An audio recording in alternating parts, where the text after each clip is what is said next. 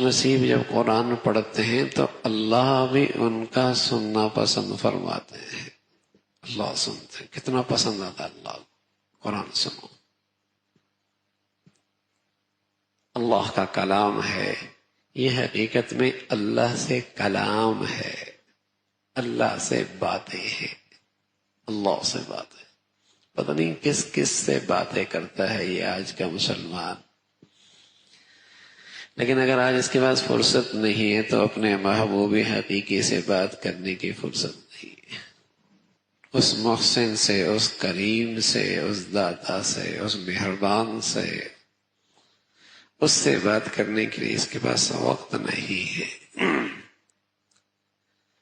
تو اللہ کا کلام، اللہ سے کلام کا مقام ہے. اللہ سے باتیں ہیں مزے لے لے کر، اللہ کی عظمت کے ساتھ، اللہ کی محبت کے ساتھ، ادب کے ساتھ، احترام کے ساتھ.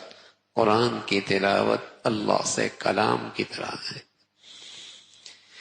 اور جہاں میرے عزیزو قرآن کا تلاوت کرنا بڑی سعادت کی بات ہے، وہاں عظمت، محبت، ادب کے ساتھ قرآن کو سننا بھی بڑی سعادت کی بات ہے.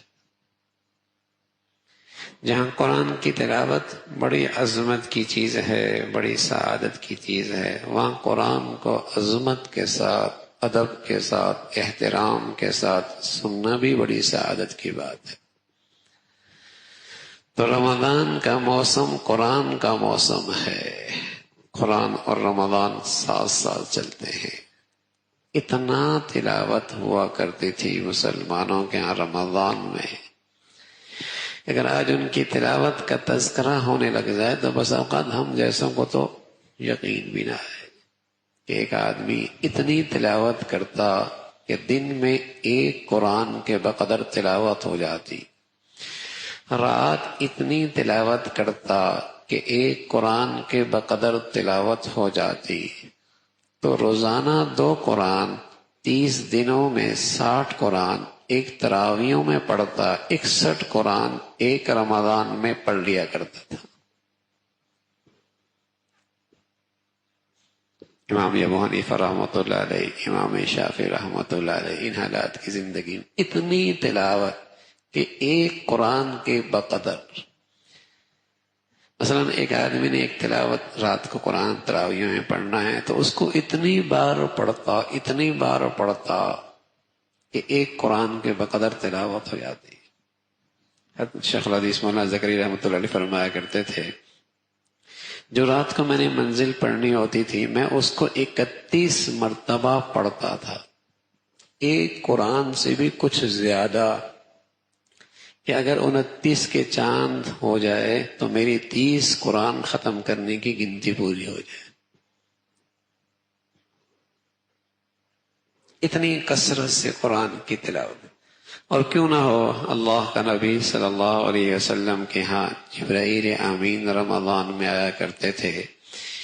آپ انہیں قرآن سناتے تھے، وہ آپ کو قرآن سنایا کرتے. دور ہوا کرتا تھا، دور کہ رمضان میں پڑھنے کا سعادت بھی مل جائے، سننے کی سعادت بھی مل جائے. پڑھنے کی سعادت بھی ملے، سننے کی سعادت بھی ملے. تو رمضان ایسا ہی ہے، خود بھی کئی قرآن ختم کیے، اور جب تراویحوں کا موقع آیا، سننے کا موقع آیا، ادب کے ساتھ، عظمت کے ساتھ اللہ کا کلام سن رہا ہوں. آدمی کے لیے سننا بوجھل اس وقت ہوتا ہے جب قرآن کی عظمت، ادب، اس کا استحضار نہیں ہوتا. پھر تو اس کا جی چاہتا ہے بس کچھ اس طرح ہو جائے کہ کچھ سمجھ میں نہ آئے اور ختم ہو جائے.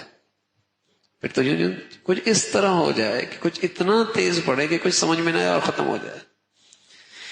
جہاں کچھ 5، 10، 15 منٹ تاخیر ہو جائے، یہ بہت آہستہ پڑتا ہے.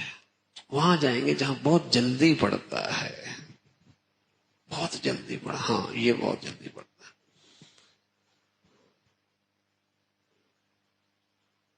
تو جب آدمی عظمت، ادب سے خالی ہو جاتا ہے تو پھر اس کے لیے تو سننا ہی مشکل ہوتا ہے.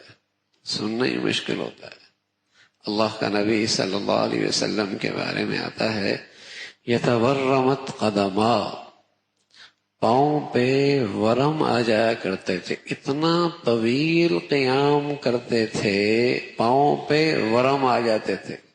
بتاؤ کتنا لمبا قیام ہوتا ہوگا. پاؤں پہ ورم ایسے ہی تو نہیں آتا.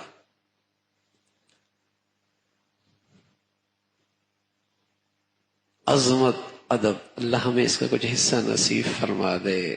ہاں پھر تو آدمی سوچتا ہے وہاں چھوڑ جاؤ، مزے مزے سے قرآن پڑھ لو.